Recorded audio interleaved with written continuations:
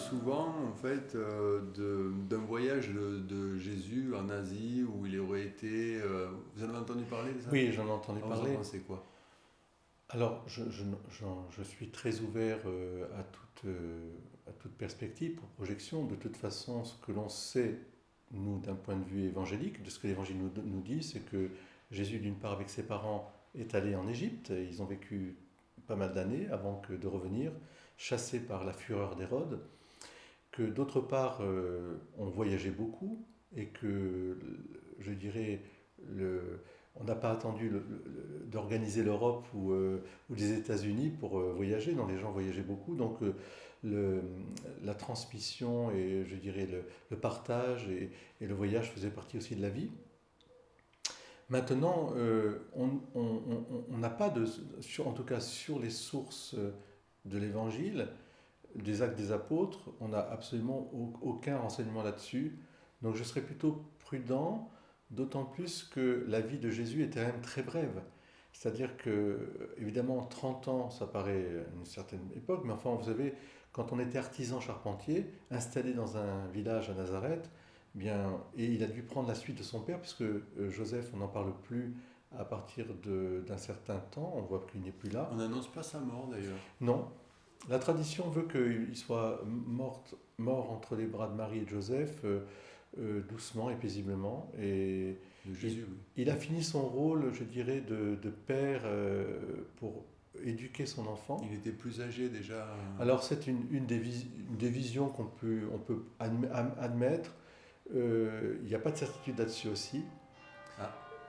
Et ça, c'est des cloches magnifiques. Alors elles annoncent midi bientôt et l'Angélus.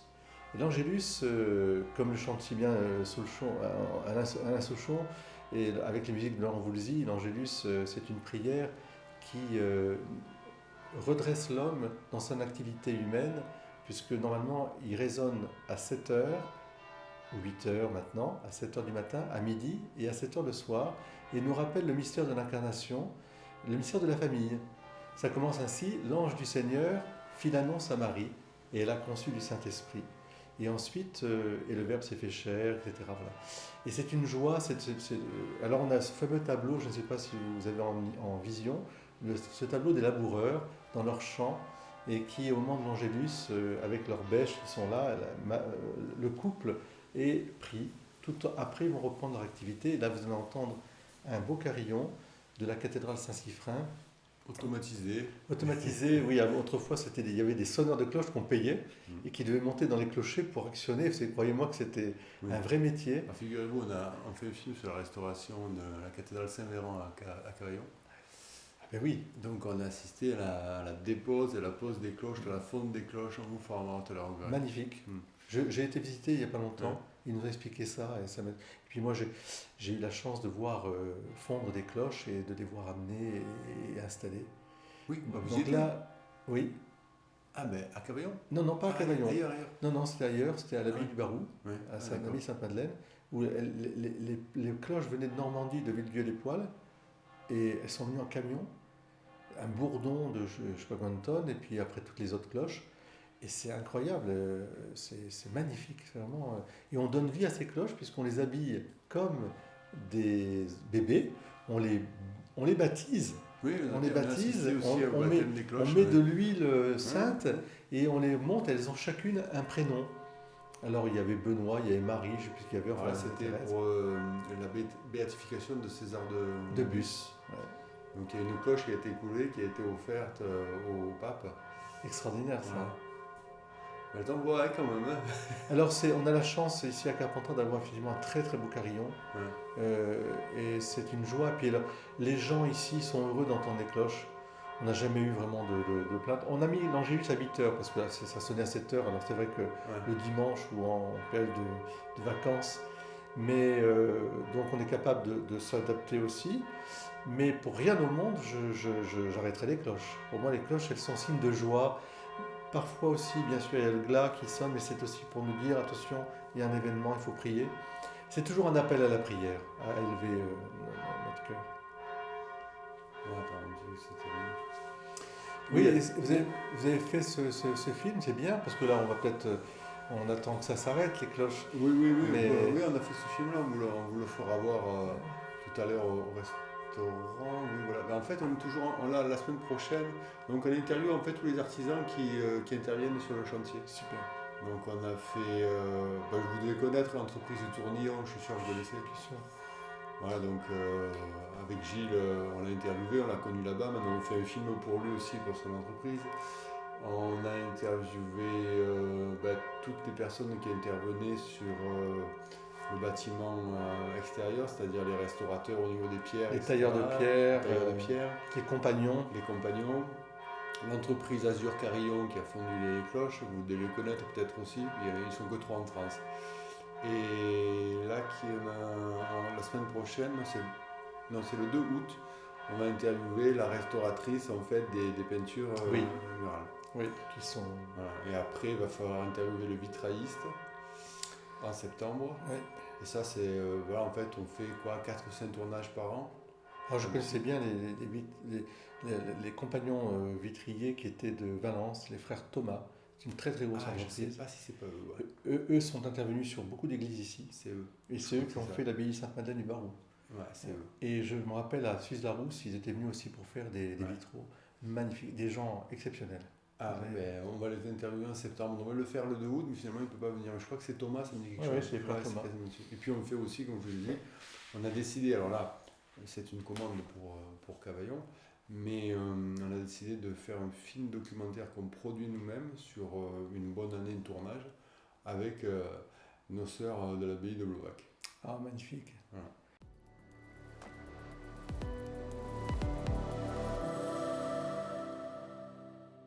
Vous parliez de la famille tout à l'heure, et moi personnellement je suis relativement choqué par les nouvelles réformes en fait qui vont permettre de prolonger l'autorisation d'avortement. Ah oui. Je trouve ça. Bien Alors, sûr. je peux comprendre que quand une femme a été violée ou quand l'enfant va sortir quasiment mort ou quand il y a eu d'autres problématiques, mais jusqu'à un certain niveau quand même. Là, je ne sais plus exactement, jusqu'à 14 semaines. 14 semaines. Voire même l'avortement dit médicalisé jusqu'à 9 mois. Hein, donc, oui, non, c'est du délire un peu quand même. Oui. Alors je suis d'accord avec vous.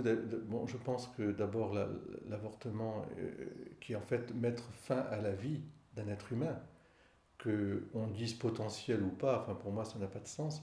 C'est un être humain. Dès sa conception, c'est un être humain. C'est comme si je disais, quand j'arrache une plante, enfin avant qu'elle naisse, si j'enlève la graine, c'est bien quelque chose qui devait produire cette rose ou cette... Bon. Donc c'est quelque chose de grave et de dramatique. Dramatique d'abord pour ce que ça représente, c'est-à-dire qu'on semblerait banaliser le fait qu'on puisse, au fond, mettre fin à la vie d'un être humain, quel qu'il soit. Dramatique aussi parce que ce sont des situations dramatiques pour la femme et pour l'entourage, parce qu'on ne peut pas, on vit jamais un avortement d'une manière hors sol. Et moi qui suis prêtre depuis 36 ans, j'ai tellement entendu la détresse des femmes, qu'elles soient jeunes ou qu'elles soient âgées, le traumatisme de l'avortement, elles y pensent tout le temps. Et aussi, l'autre aspect pour moi aussi important, c'est nous avons une responsabilité d'être des porteurs de vie, je dirais d'être des sauveurs de vie et d'être aussi dans l'espérance de la vie. Et il n'y a aucun être humain qui soit indigne de vivre. Aucun, absolument aucun. Parce que si on met une limite déjà avant la naissance, alors on comprend aussi que des régimes totalitaires aient voulu supprimer et ceux qui n'étaient pas dans les normes de ce qu'ils appelaient les normes, alors les personnes portant un handicap, des personnes ayant une orientation sexuelle différente, ou un groupe, parce qu'ils seraient juifs, parce qu'ils seraient chrétiens. On voit bien, on a des génocides qui ont été faits. Donc, et la source, elle vient toujours d'un mépris finalement de la vie humaine, qui devrait être toujours sacrée, depuis sa conception jusqu'à sa fin. On a un vrai problème aussi avec les personnes âgées, les soins palliatifs. Et je salue, moi, de tout cœur le film extraordinaire d'Emmanuel Berco de son vivant, avec Catherine Deneuve et Benoît Magimel, et le docteur Sarah qui joue son propre rôle de ce docteur soins palliatifs, qui est un hymne, finalement, à faire vivre la mort et à accompagner la mort, c'est-à-dire à l'ouvrir vers la vie. C'est autre chose. Et je me rappelle la mère Teresa recevant son prix Nobel de la paix à Oslo et disant, moi qui m'occupe à la fois des pauvres de Calcutta, mais aussi qui ai ouvert des orphelinats, je dis, si vous ne voulez pas de vos enfants, donnez-les-nous, ne les avortez pas. Parmi ces enfants, d'abord on trouvera de quoi les aimer et de les élever. C'est un drame, voilà. Moi je dirais que c'est un drame, et ce qui m'ennuie, c'est quand on en fait un droit, c'est-à-dire ça devient que l'on dépénalise, oui, c'est-à-dire qu'on ne puisse pas d'un côté, On légalise la vie un peu quelque part. voilà, que l'on dépénalise les personnes qui avortent, c'est-à-dire on ne va pas les poursuivre plus que ça parce que c'est un drame, mais effectivement qu'on légalise la vie et non pas qu'on légalise la mort. Et je trouve ça tragique, et ce n'est pas un signe d'espérance. Je ferai allusion simplement au fait que moi-même, je suis le septième ou huit, finalement si je compte mes autres frères et sœurs, peut-être le huitième ou neuvième de 11 enfants. Bien, Beethoven lui-même est le septième, je crois, une famille de 11 enfants aussi, et il y avait pas mal d'enfants handicapés. Si on avait entendu tout cela, on aurait avorté et on se serait privé voilà, d'un amour. Il a porté vie à travers son œuvre géniale et magistrale de musique. Et on pourrait prendre beaucoup d'exemples, y compris des enfants dits trisomiques qui apportent au monde ce que la pastorale des 100 ans de Provence nous a si bien mis en valeur, le ravi de la crèche. C'est-à-dire que le ravi, il est là pour dire aux gens, mais tout est beau, mais c'est vous qui ne voyez pas. Et comme disait Jean-Yann, heureux les fêlés, parce que la lumière passe par eux. Et j'aimerais qu'on ait conscience un peu de ça et qu'on sorte de cette logique, de ce que Jean-Paul II appelait une logique de mort, une civilisation de mort, qu'on soit des civilisations de vie. Aider, porter, comprendre, ne pas juger, ça c'est clair, ne pas pénaliser, j'en suis aussi conscient, mais ne pas légaliser. Puis maintenant on est à 14 semaines, mais qu'est-ce que ça veut dire? 3 mois et 2 semaines. Enfin, est-ce qu'une femme qui porte son enfant pendant 3 mois et 2 semaines, et puis un papa, enfin un homme, il peut admettre une chose? Non, je crois qu'il y a vraiment à réfléchir. On est allé trop loin, et je crois même pouvoir dire, sans trahir la pensée de Simone Veil, qui était une grande dame, que Simone Veil a toujours dit qu'elle n'avait jamais voté le droit à l'avortement, qu'elle avait voté la dépénalisation, et c'était autre chose, et qu'elle était, comme beaucoup, stupéfaite de l'élargissement qu'on avait donné ensuite à sa loi.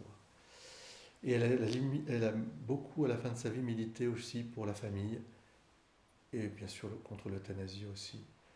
Non, je crois que c'est un vrai sujet de société, et que en tant que porteur d'humanité, je pense que c'est une très bonne question, Thierry, et je vous remercie de la poser, parce que on a du mal aujourd'hui à pouvoir faire entendre cette voix. Et il faut que nous soyons du côté de la vie, toujours. Il y a une autre problématique un petit peu derrière tout ça, mais là ça devient d'une complexité démentielle, quoi. C'est par rapport à la démographie qui est en train d'exploser et une terre qui est de moins en moins capable de la nourrir. Ça, c'est un réel problème, quoi. J'ai un peu l'impression que par rapport à ça, en fait, la terre est un peu comme un être vivant à part entière, et que pour guérir de ses blessures, c'est l'humanité qui va en pâtir, quoi, quelque part. Alors si je reviens à la bénédiction originelle de Dieu, croissez, multipliez, je pense que Dieu a mis la raison pour que nous ayons une paternité et une maternité responsable. Donc c'est une croissance et une bénédiction ordonnée au bien de l'ensemble, donc au départ au bien aussi du couple et de l'enfant. Autant, c'est les extrêmes qu'il faut éliminer. C'est-à-dire, à la chinoise, où on interdit d'une manière totalitaire d'avoir plus d'un enfant. Maintenant, ils en sont sortis un peu, mais ça ne marche pas. Et c'est une atteinte. Et tu les filles quand elles arrivent au monde. Donc c'est vraiment une atteinte à la dignité de la personne humaine. En Afrique, imposer la contraception, c'est impossible. Oui, mais parce que l'Africain, d'abord, est famille. Et qu'il y a toujours, j'ai toujours vu, moi j'ai vécu un peu en Afrique, j'ai toujours vu que les enfants ne manquaient pas de rien. Il y a des zones désertiques et des zones de guerre, de conflit. Là, c'est autre chose. Mais un enfant, il est toujours élevé. Le village est une famille. Voilà, il est toujours élevé, il est toujours pris en charge. Et c'est une richesse au sens, vraiment, la richesse humaine. Ce n'est pas une ressource, c'est une richesse. Mais de l'autre côté, c'est vrai aussi qu'il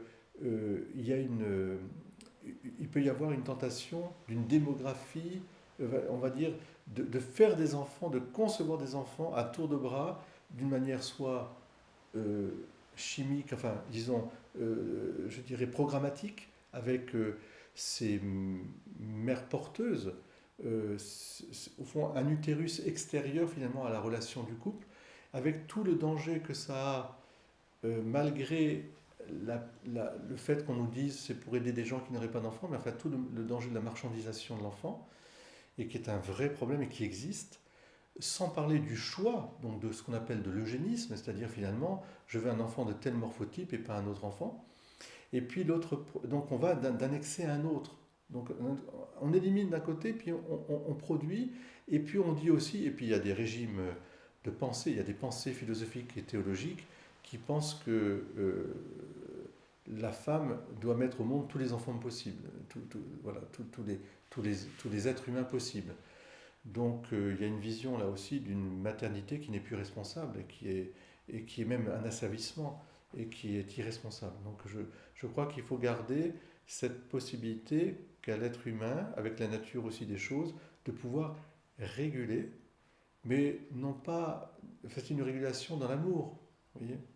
Je pense que c'est un problème d'éducation sans doute à la base. Oui, bien sûr. Pour tout le monde. Hein. Pour tout le monde. C'est-à-dire qu'aujourd'hui, on est une société occidentale, mais enfin qui est mondiale, qui s'est sexualisée à outrance et où on a séparé la sexualité de sa dimension d'apporter la vie, de porteur de vie. Donc on l'a ramené à une dimension somme toute utile et bonne, qui est le plaisir, mais le plaisir sans finalité, ça devient pour moi je dirais, ça devient de l'égoïsme, en tout cas ça devient individualiste.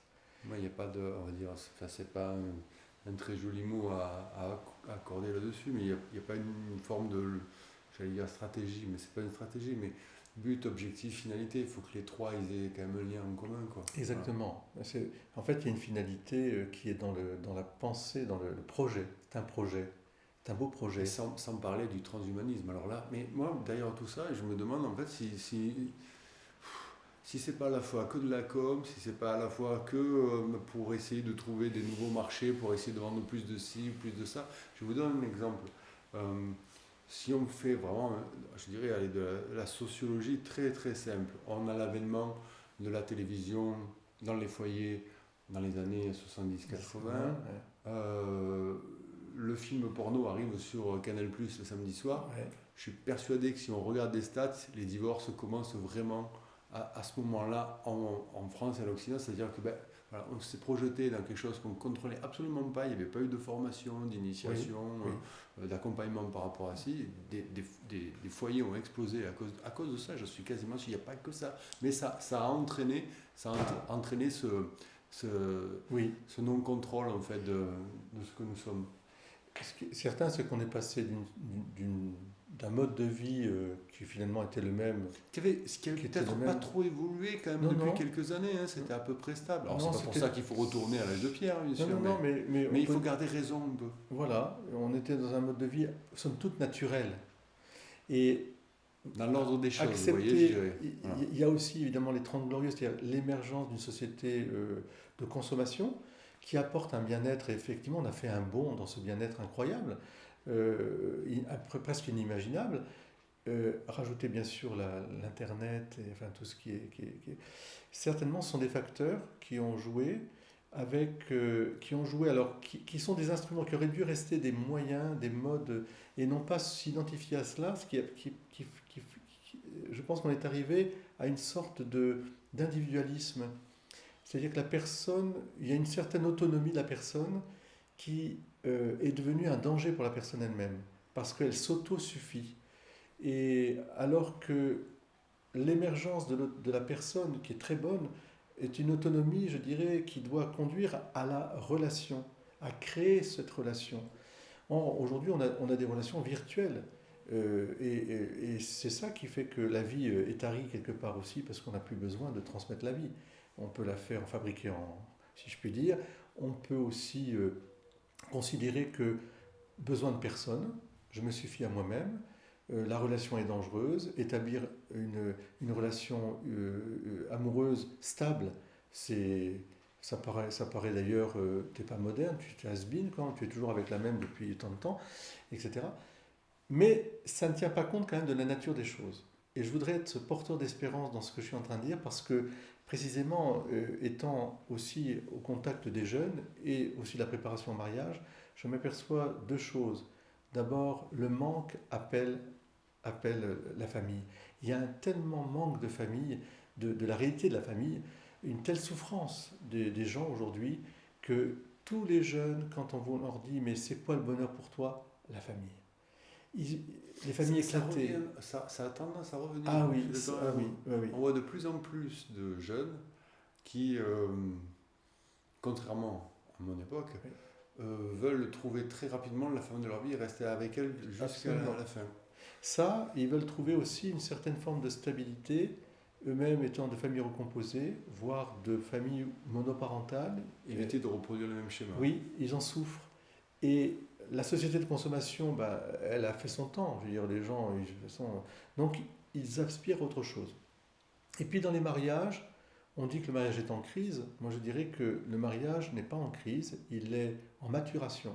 C'est-à-dire que je ne marie de moins en moins des gens jeunes, c'est vrai, des gens qui ont eu des histoires avant, mais quand ils font la démarche de se marier avec des enfants qu'ils assument, soit leurs enfants, soit des enfants communs, ou d'une autre histoire, ils sont d'une profondeur et d'un engagement que je salue vraiment. Ce qui montre qu'il y a une réflexion qui a été faite et il faut une maturité. Et je pense que de ce côté-là, le mariage n'est pas en perte de vitesse, il est au contraire dans une phase de mûrissement. Mais il faut orienter vers, vous voyez. Donc, oui, la famille, le mariage, la vie, au fond, autonomie relationnelle. Faire des hommes et des femmes responsables, autonomes, mais d'une autonomie qui ouvre à la relation, ni en faire des individualités, des égoïstes, ni en faire aussi des gens assistés, d'une espèce de relation qui est molle et qui n'engage pas la personne. Donc, et c'est, je pense, le message profond de l'Évangile. Car l'Évangile est un message d'un humanisme incroyable dans une société qui était quand même où il y avait vraiment l'esclavage, il y avait la soumission, ultra-violente, cette société. Ultra-violente. D'ailleurs, le Premier Testament, il est dans l'idée des questions, l'Ancien Testament, oui. C'est d'une violence inouïe. Oui, parce que Dieu tient compte de la société dans laquelle il va parler, et qui était, de même que Paul tient compte de ces sociétés où il y a l'esclavage, mais quand il écrit à Philémon, il lui dit ton esclave Onésime, traite-le comme mon frère. Il ne bannit pas, enfin, ce n'est pas à lui à faire en sorte que l'esclavage soit mais il dit considère ton esclave comme ton frère. Donc les relations vont changer, le regard va changer, et non pas un être taillable et corvéable à merci et droit de vie et de mort, ce qui était le cas, et ce qui a été le cas ensuite. Malheureusement, il y a eu encore d'autres sociétés, d'autres siècles, hélas, qui ont perverti le message évangélique pour des intérêts économiques, géopolitiques, etc. Exactement, de puissance et d'argent. Jésus et Marie-Madeleine. Très belle question. Moi, alors je ne sais pas pourquoi. Depuis très très longtemps, je suis fasciné parce qu'en fait, comme moi. Vous voyez ce que je veux dire? J'ai pas d'explication. Elle est belle, j'ai pas grand-chose en fait. On n'a pas grand-chose. Alors on part dans des suppositions. On se dit, est-ce Est-ce qu'ils se sont mariés déjà? Parce que les noces de Cana, on pourrait imaginer que c'est peut-être Jésus qui s'est marié avec Marie-Madeleine. Est-ce qu'ils ont consommé ce mariage? Quand on lui masse les pieds avec les cheveux, c'est pas ce qui s'est passé après. Et est-ce qu'ils ont eu des enfants? Oui. Normalement, Jésus était rabbi. Alors, vous avez certainement vu, peut-être, et moi je vous invite à le voir, et je le dis avec, pour mes frères et sœurs en chrétienté, à dépasser le jugement primo-primi qu'ils ont fait sur le film La dernière tentation du Christ de Martin Scorsese, qui a été un déchaînement de violence, alors que c'est un film pour adultes, bien sûr, alors que le film lui-même aborde cette question, mais d'une manière comme une dernière tentation. Et je trouve que le point de vue de Scorsese est très intéressant. D'abord parce que il montre bien que Jésus est vrai homme, et que dans son humanité, son cœur et son affection étaient toutes ouvertes aussi à l'amour, et qu'il n'a jamais méprisé l'amour humain. Il n'a jamais méprisé, au contraire. Même à la femme, la Samaritaine, qui avait déjà eu 5 maris, enfin 5 hommes, il dit: tu es avec un 6e, c'est toujours pas ton mari. Donc, mais il ne la méprise pas pour autant, parce que l'amour est quelque chose de grand. Et avec les femmes qui ont suivi la troupe de Jésus, si je puis dire, il y avait une très grande affection, à commencer par sa maman. Parce que Marie, comme Marie-Madeleine, était auprès de Jésus. Et donc, il a un regard sur la femme qui est un regard je pense, le regard que nous les hommes, nous devons garder toujours, qui est un regard de beauté, un regard donc de grâce, parce que la beauté suprême c'est la grâce, et un regard aussi de gratitude pour tout l'amour qu'elle porte. Et la femme, parce qu'elle porte l'amour, elle est sacrée. Et la femme, parce qu'elle porte l'amour, elle est une des images les plus belles de Dieu, et d'une réalisation de Dieu. Et parce qu'elle porte l'amour, mais la femme est déjà au ciel quelque part. Mais je crois que dans ce film tout à fait incroyable, où il faut arriver au bout du film, c'est pour ça que je dis aux gens, ne jugez pas avant d'avoir vu le film, c'est cette dernière tentation, c'est-à-dire que le Christ est sur la croix, et après on bascule dans une vie où il aurait renoncé donc à mourir. Il se marie avec Marie-Madeleine, ils ont des enfants, et ils forment un couple très heureux, etc. etc. Bon. Mais c'est la tentation que le démon va lui dire, on dit: écoute, tu l'aimes tellement Marie-Madeleine, pourquoi tu vas donner ta vie pour tous ces gens qui sont ingrats? Renonce, et puis finalement tu pourras d'ailleurs sauver l'humanité d'une autre manière. Voilà. Et à la fin du film, je suis désolé, je dévoile quand même le script, mais ça m'aide beaucoup, ça m'a beaucoup aidé. Dans ce film où effectivement rien n'est caché de l'amour, mais au fond tout est sacré dans l'amour, il faut pas c'est pas vulgaire. Eh bien, il dit, et Marie-Madeleine est au pied de la croix, Marie aussi, et entre tes mains, Père, je remets mon esprit. Non pas ma volonté, mais ta volonté, pour le salut du monde, puisque je dois donner ma vie.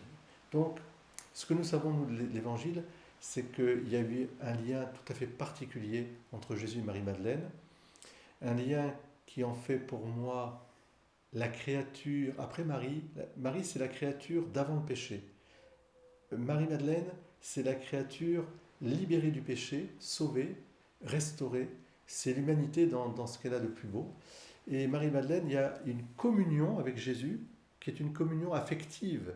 Elle l'appelle Rabbouni. Rabbouni en araméen, c'est Rabbi, mais dans un style affectueux. Mon petit rabbin. Oui, c'est ça. Mon rabbi oui, c'est ça, comme on dirait mon chouchou. Hein. Mais dans le style rabbin, c'est-à-dire mon doux maître. Marie-Madeleine, oui, elle un geste sait, de tendresse. Voilà, parce qu'elle se sait sauvée. Et dans ce geste du parfum, il y a à la fois tout son amour de femme pour cet homme qui l'a purifié, qui l'a dégagé de ses démons. On dit que Saint Jean rapporte qu'il avait 7 démons. Mais c'est une vision profonde. Un jour, on en parlera de toute façon de ça, puisque aussi dans ma vie, je suis confronté à ce combat contre je suis prêtre exorciste du diocèse. Donc on en parlera de ça aussi. Mais dans ça, vous venez de me... Voilà. Mais parce en même temps, j'ai pas écrit la question dessus. Elle apporte son parfum, parce que je voudrais rester sur cette idée de parfum. Allez-y. Ce parfum qui est comme si elle brisait son cœur pour lui donner tout son cœur. Mais son cœur. Et d'ailleurs, au moment de la résurrection, elle va devenir l'apôtre des apôtres. Puis moi, je l'appelle ma mère Marie-Madeleine, elle est la patronne de la Provence. On l'a fêtée il y a 3 jours, 4 jours, le 22 juillet. Elle va devenir l'apôtre de la résurrection. Et Jésus lui dit, ne me touche pas. Je ne suis pas encore monté vers mon Père, votre Père, mon Dieu et votre Dieu.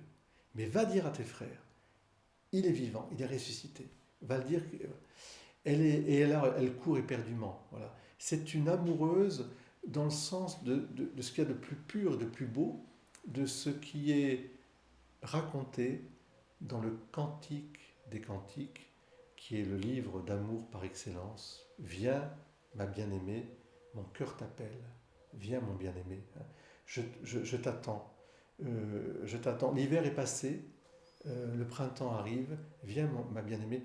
Je t'accueille dans mon jardin secret. Voilà, viens.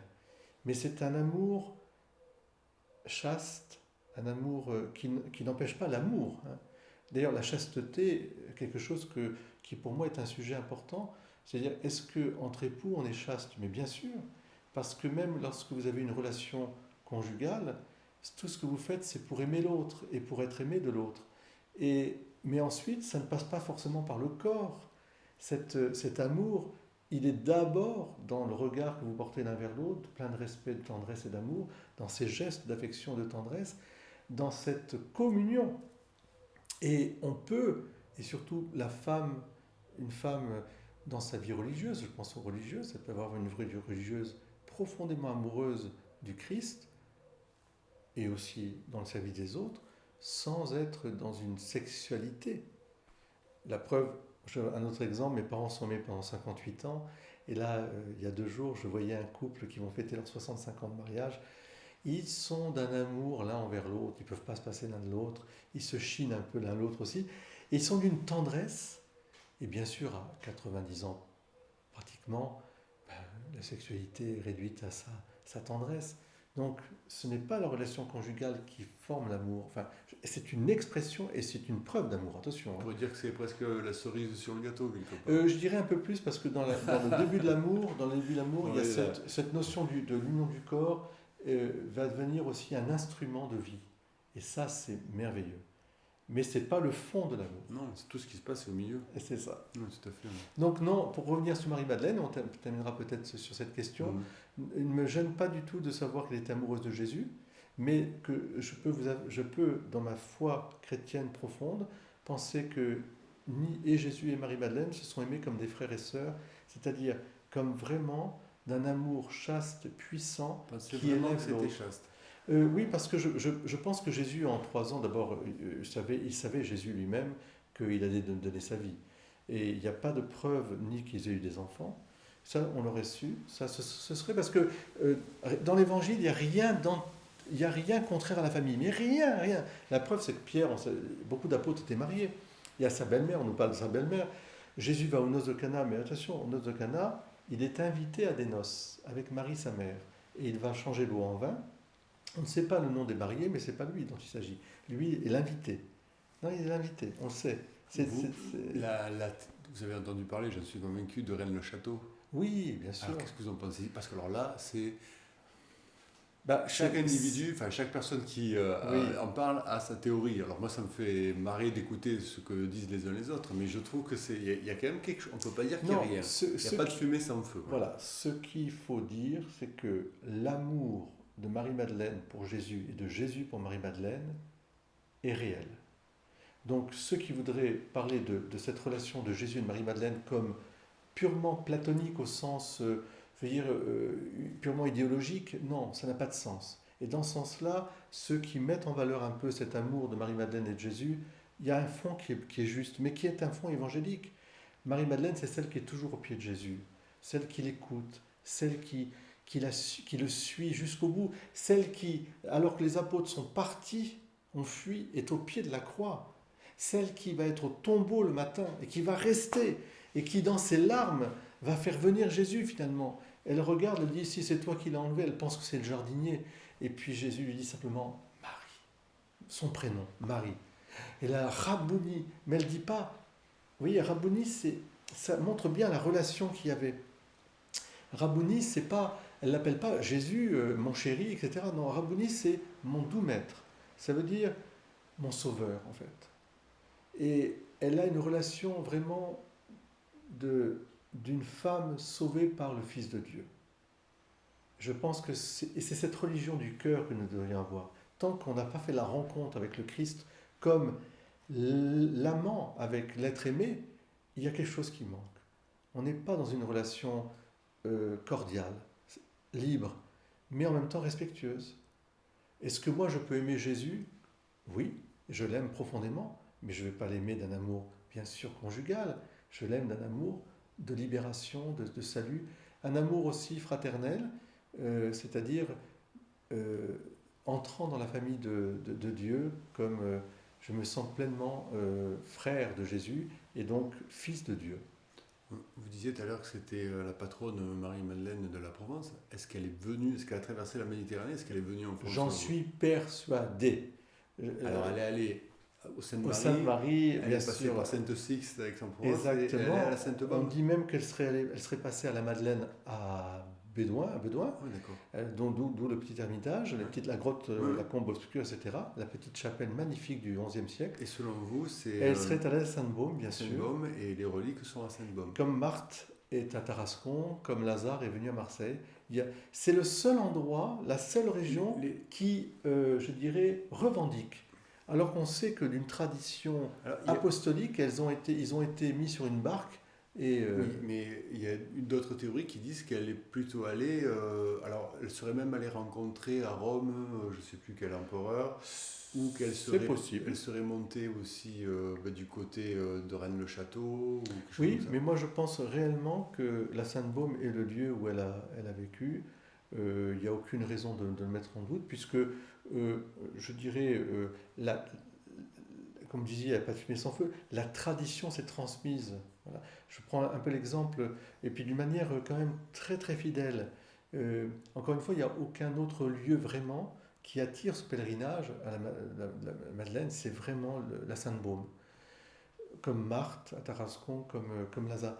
Je prends l'exemple du Saint-Maur chez nous à Carpentras. Le Saint-Maur est la relique, un signe du clou. J'ai une photo avec vous qu'on va regarder. Du clou de la croix du Christ. Elle est revenue par les croisés, oui. Les croisés ont ramené ce clou. On sait que Sainte Hélène, l'impératrice, a découvert le lieu de la crucifixion et surtout le lieu où on avait conservé les croix et tous les instruments de supplice. Et c'était authentifié, ce sont des écrits historiques que nous aurons apportés depuis le IVe siècle, qu'elle a offert donc à son fils, l'empereur Constantin, dans un mort de cheval. Elle a fait inclure le clou de la croix du Christ pour que son cheval aille à la victoire face aux Ariens, justement. C'était le catholicisme, là. Et ça nous est ramené par les croisés, c'est mis à la cathédrale Saint-Siffrin depuis 1200 et quelques, authentifié de ce voyage, de ce transfert, et personne n'a jamais mis en doute ou n'a réclamé. Voilà. Il y a d'autres reliques, la couronne d'épines, bien sûr, avec Saint-Louis, mais le clou, le Saint-Maur, il est vraiment l'apanage de Carpentras. Et on a fait une conférence il n'y a pas longtemps avec des gens du CNRS qui travaillent avec le CNRS, qui nous ont dit mais il y a absolument plus de preuves de l'authenticité que de non-preuves. Donc, vous se basez sur quoi, sur ces preuves? Alors, carbone 14, l'histoire elle-même, parce qu'on a des vestiges, la route suivie. Donc, à la fois l'historicité, les écrits, en même temps que l'étude scientifique, le clou lui-même, voilà, la forme, la longueur, ce qu'on sait de ce que faisaient les Romains, comment ils crucifiaient les gens. Alors justement, tiens, on en parlera après, mais les stigmates comme Padre Pio ont des saignements dans le creux de la main. Mais dans les méthodes en fait, de crucifixion chez les Romains, c'était plutôt au niveau du poignet. Oui. Pourquoi au niveau de la représentation en fait, de Jésus, et même les stigmates saignent ici alors qu'on est quasiment sûr qu'ils ont été... alors, il y a des personnes qui disent qu'en fait, ils attachaient ici, et ils attachaient le poignet à la croix et qui perçaient quand même la main. Alors, je pense que les deux interprétations sont légitimes. Moi, j'ai étudié beaucoup le docteur Barbet, qui était un grand, qu'on appelle ça, un médecin il faisait les constats de mort, là, comment ça s'appelle, ces médecins qui font les autopsies. Et donc, il travaillait au début du XXe siècle, il avait fait toute une étude sur la crucifixion sur des cadavres. Et effectivement, il a montré que la meilleure façon d'accrocher un corps bras en croix, c'était de crucifixier, de planter le clou dans l'intersection du poignet. Mais l'autre théorie aussi, ce qui veut dire que d'ailleurs, on représente aussi d'autres crucifixions très anciennes avec des liens. C'est-à-dire qu'on attachait effectivement le bras avec des liens très solides et on plantait un clou sur la main. Une chose est sûre, c'est que de toute façon, sur le Saint-Suaire de Turin, et ça on en parlera aussi, il y a la trace de cette crucifixion parce que ce que personne ne sait, c'est que c'est dans la main ou sur le poignet. Elle est sur le poignet plutôt. C'est qu'on a le nerf médian du pouce qui est rétracté. C'est pour ça que sur le Saint-Suaire, on ne voit pas le pouce, mais parce que précisément, étant crucifié, le pouce était complètement incapable de se redresser. Ce qu'on ne pouvait pas savoir, d'une manière, un peintre ne savait pas ça, ce genre de détails. Oui, la crucifixion, les stigmates restent, mais ce sera, je crois, un sujet qu'on pourrait aborder. On va peut-être faire une pause et aborder ça tranquillement à déjeuner chez mon ami Patrick, qui est un ancien légionnaire, Bonjour, qui est un type formidable, en face de la synagogue, qui sont mes frères et qui comptent beaucoup pour moi. Ma foi chrétienne a grandi à l'ombre de la synagogue et je suis très respectueux, plus que respectueux. Nous sommes une même famille et je leur dis souvent avec un peu d'humour, Jésus est juif, je vous le donne. Prenez-le Jésus, parce qu'avec Jésus, vous ne serez pas trompés. Et il y a un courant juif très important, qu'on appelle le courant libéral, et qui est un courant aussi des juifs pour Jésus. Enfin, il y a les deux, mais les juifs libéraux sont très ouverts et lisent aussi l'évangile, et ils comprennent très bien que nous sommes de la même famille. Voilà. Sauf qu'ils attendent toujours le Messie, et que le Messie, pour eux, s'identifie assez aussi avec le peuple juif. C'est-à-dire qu'il y a quand même être juif, c'est quelque chose d'important. Nous, la catholicité fait qu'il n'y a plus ni juif, ni grec, ni rien de semblable, mais il y a des enfants de Dieu, mais ils ont cette notion d'enfants de Dieu très forte. Ils attendaient plus un libérateur politique au départ, mais la plupart aujourd'hui pensent que... Enfin non, il y a le courant orthodoxe qui est très très politisé, qui est un peu intégriste, faut le dire. Et puis il y a le courant spirituel. Les juifs libéraux sont des juifs attachés au cœur même de la Torah, qui est l'amour de Dieu et du prochain. Donc et ma foi chrétienne s'épanouit dans cette foi juive, parce que je ne peux bien la comprendre que si je la relie avec cette tradition juive, parce qu'encore une fois, Jésus était juif. Il n'a pas créé une religion. Il a amené cette révélation à sa dimension universelle. Voilà. Donc ça rejoindra peut-être une question, la religion ou les religions. Moi, je pense au très beau mot de relation. La relation. À tout à l'heure. À tout à l'heure, avec joie.